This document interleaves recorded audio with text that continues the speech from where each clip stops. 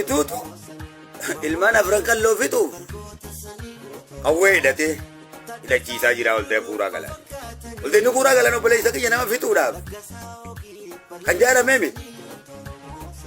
Afran qallootiitu fixuudhaaf waltee jaarrate. Obboleessu afran qalloo itoo obboleessisaa fixuudhaaf waltee jaarrate qaba. Anni jichaatu afran qalloo fixuuf waltee jaarrate. Maal jechuu haasawni kanaan har tana fuudhanii masreefka naman jirree hundareefka biyya biraa fuudhanii poost naa godhan kaleessa tanaatu na boochise jechuudha. Akka maraatuutiin ta'e jechuudha. Yoo ijoolleen tana laallatteen harka wal fixxe billawaa wal seente biyya hundarra facaatee jirti ijoolleen tun waan hin godhun qabu. Aboo rabbiin uummata kanarraa haa dhorku ana. Ilmaan sadeen bareentumaa kana facaasuu jechuun onneeti yeena diigu jechuudha. Tanarra gartee naqalu naa wayya kana kii godhannee tokkochaa kan.